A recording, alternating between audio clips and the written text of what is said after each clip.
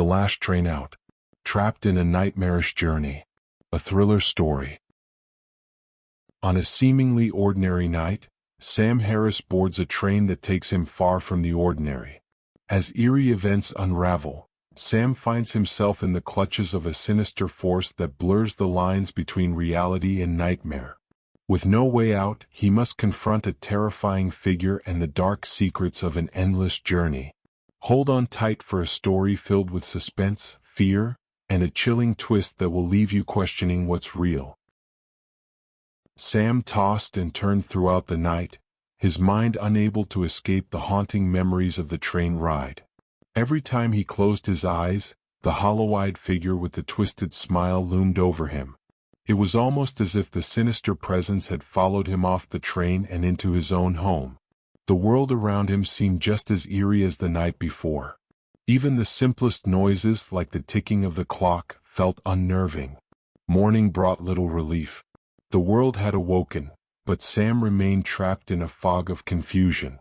Lisa was concerned by his unusual quietness during breakfast. She had asked him about the strange train ride, but Sam only offered vague answers, reluctant to relive the details aloud. He wasn't even sure he could explain what had happened. It felt like a waking nightmare. Despite his anxiety, Sam tried to go about his day as normally as possible. He went to work, attempting to lose himself in his routine, but everything seemed off.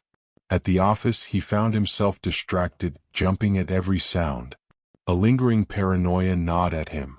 Every creak of the building made him wonder if the figure had somehow followed him here, hiding in the shadows.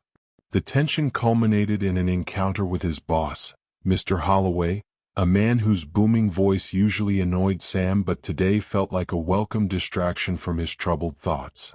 "Sam, you all right?" Mr. Holloway asked, his brow furrowed in concern.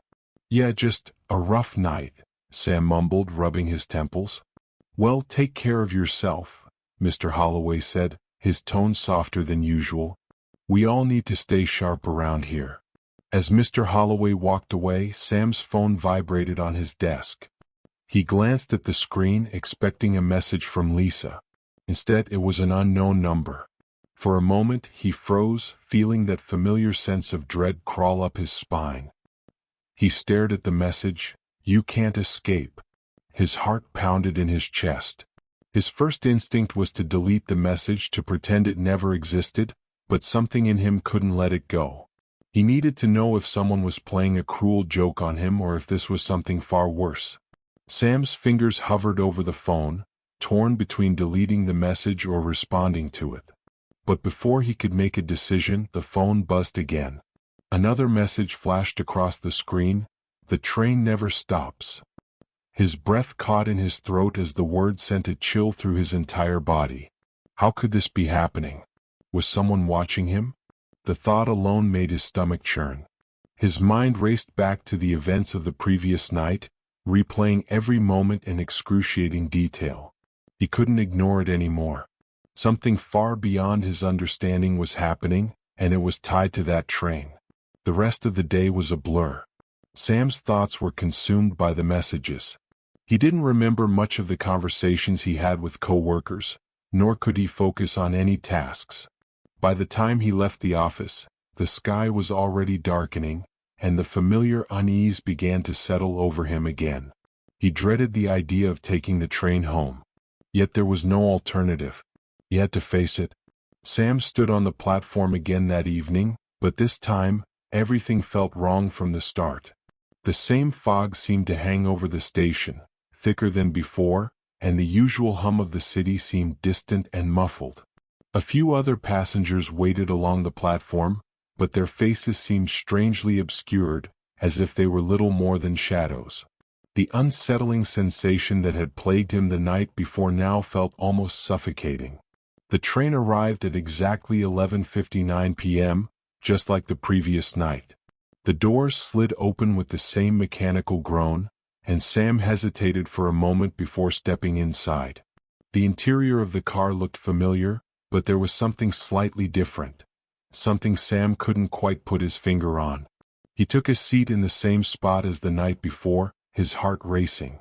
Once again the train shuddered to life, and the cityscape outside the windows began to blur into darkness.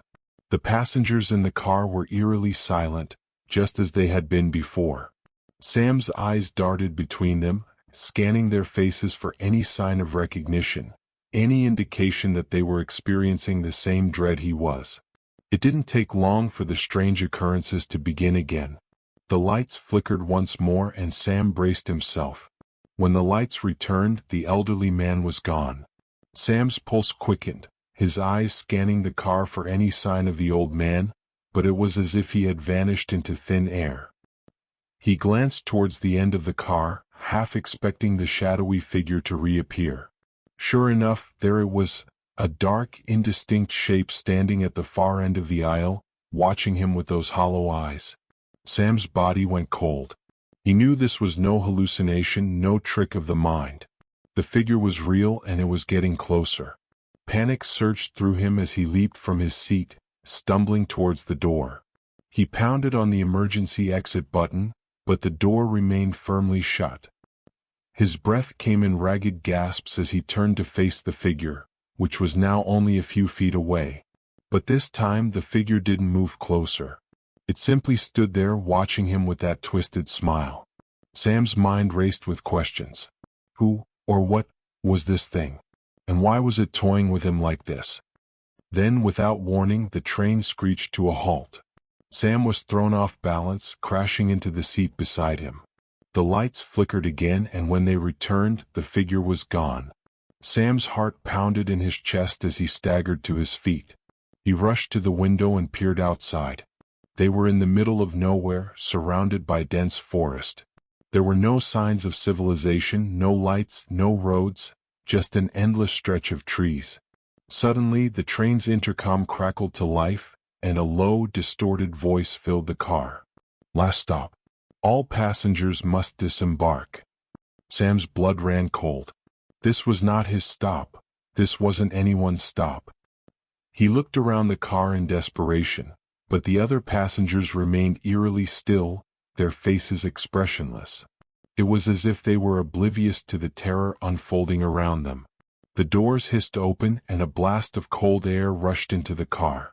Sam hesitated, his mind racing. Should he stay on the train, or should he leave?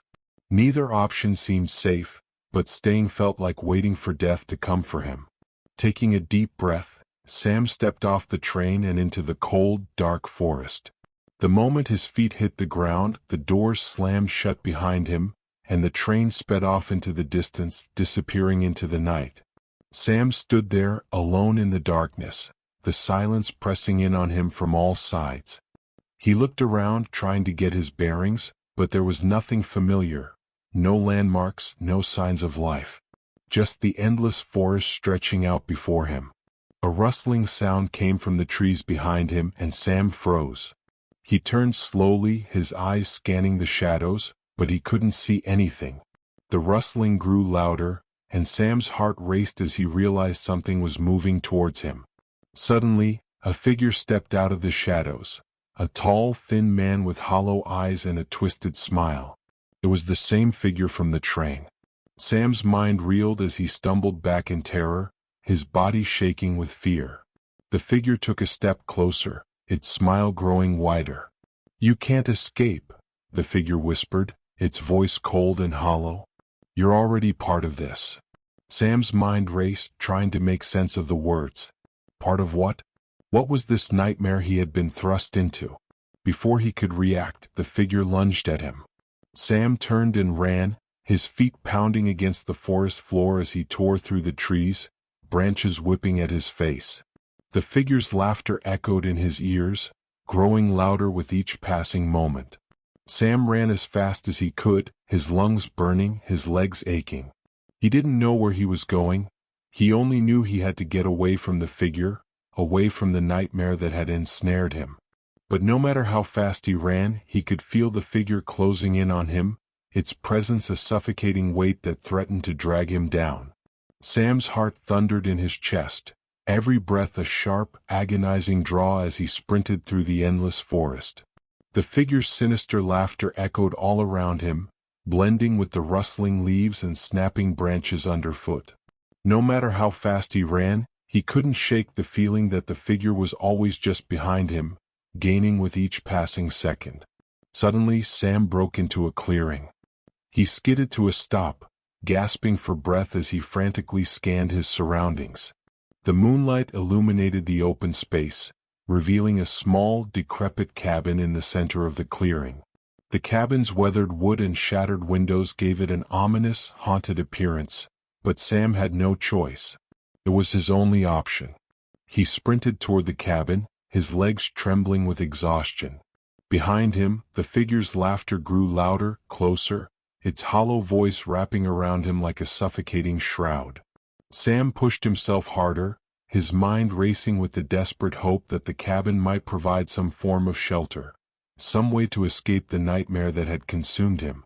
As he reached the door, Sam threw his weight against it, bursting into the cabin and slamming the door shut behind him. He pressed his back against the door, his breath coming in ragged gasps as he listened for the figure outside. For a moment, everything was silent. The laughter had stopped, and the only sound Sam could hear was the pounding of his own heart. His body shook with fear and exhaustion, but relief began to creep in. Perhaps, just perhaps, the figure had lost him. Sam took a deep breath and turned to survey the inside of the cabin. The space was small and cramped, filled with old, broken furniture and cobweb-covered corners. The air was stale and thick with the scent of decay. In the center of the room stood an old table, and on it lay something unexpected, a single ancient book, its leather cover cracked and worn with age. Drawn to the book, Sam approached the table cautiously. His instincts screamed at him to leave it alone, but a strange compulsion overtook him. He reached out and flipped open the cover. Inside, the yellowed pages were filled with cryptic symbols and dark, eerie illustrations, ritualistic drawings of people trapped in some kind of horrific cycle, bound to a force beyond their understanding. Sam's fingers trembled as he turned the pages. Each image seemed to tell a story of torment, of people like him, trapped in an endless nightmare from which there was no escape. His eyes widened in horror as he reached a page that depicted a figure exactly like the one that had been haunting him, the twisted smile, the hollow eyes. Beneath the figure was an inscription, "The Keeper of the Endless Journey." His mind reeled. This was no coincidence. The book, the figure, the train, they were all connected. And now, somehow, he had become part of this twisted reality. Suddenly, a loud knock came from the door, making Sam jump. His heart raced as the doorknob began to turn slowly. The figure was outside. Sam backed away, his eyes darting around the cabin for a weapon, anything he could use to defend himself.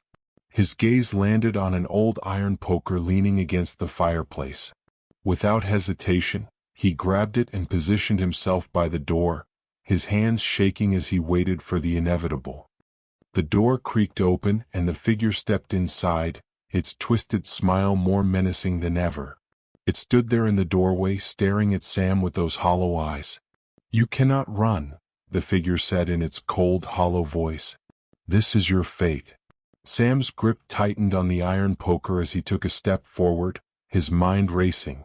He knew he couldn't outrun the figure, but perhaps, just perhaps, he could fight it. He had to try. With a yell of desperation, Sam swung the poker at the figure, but it passed through the air as if hitting nothing. The figure didn't flinch, didn't even move. It simply stood there, its smile widening. "This is not a fight you can win," the figure whispered, its voice sending chills down Sam's spine. "You belong to the journey now. There is no escape." Sam's hands trembled as he dropped the poker, his mind swirling with fear and hopelessness. How could he fight something that wasn't even real? How could he escape a nightmare that had no end? The figure took a step closer, its presence overwhelming. Sam stumbled backward, his back hitting the wall. He was trapped, cornered, with nowhere left to run. Just as the figure reached out towards him, Sam's mind cleared for a brief moment. He remembered the book, the inscriptions, the symbols. Perhaps there was something in it, some answer hidden within its pages. In a desperate last attempt, Sam rushed to the table, flipping through the book frantically. The figure's cold breath was now on the back of his neck, but Sam ignored it, focusing on the symbols in front of him. Finally, he found what he was looking for, a page with an incantation, written in a language Sam didn't recognize. It was accompanied by a drawing of a circle, a barrier that seemed to protect the figures trapped inside from the malevolent force outside. Without thinking, Sam grabbed a piece of charcoal from the fireplace and began to draw the circle on the cabin floor. His hands shook and his vision blurred, but he forced himself to complete the symbol. The figure was almost upon him, its hand reaching out to grasp him, but Sam threw himself inside the circle just in time. For a moment, nothing happened. Sam held his breath, his heart pounding in his chest. Then suddenly the figure froze, its smile fading. It let out a piercing scream, a sound so unnatural it made Sam's skin crawl. The figure recoiled from the circle as if it had been burned, its hollow eyes filled with fury. It thrashed and writhed, but it could not cross the boundary of the circle. Sam watched in disbelief as the figure slowly dissolved into the air, its form fading into nothingness. The eerie laughter that had haunted him for so long slowly dissipated, leaving only the sound of the wind rustling through the trees outside. The cabin was silent. Sam collapsed to the floor, his body trembling with exhaustion. He didn't know how long he sat there, but eventually, the first light of dawn began to filter through the cracked windows of the cabin. The nightmare was over, at least for now. He had survived. Weeks passed, and Sam tried to return to his normal life, but the events of that night never truly left him. The figure, the train, the endless journey, they haunted his dreams, a constant reminder that the nightmare was never far away. He quit his job, moved to a new city, and tried to start fresh, but no matter where he went, the feeling of being watched never truly faded. Every night, as he lay in bed, he would hear the distant sound of a train whistle in the distance, and his heart would race with fear. Sam knew deep down that the journey was never truly over. The train was still out there, and one day it would come for him again. Because no one escapes the last train out. If you enjoyed this story, be sure to like the video, share it with others, and subscribe for more thrilling tales. Explore our playlist of thriller stories for more heart-pounding adventures. See you in the next story.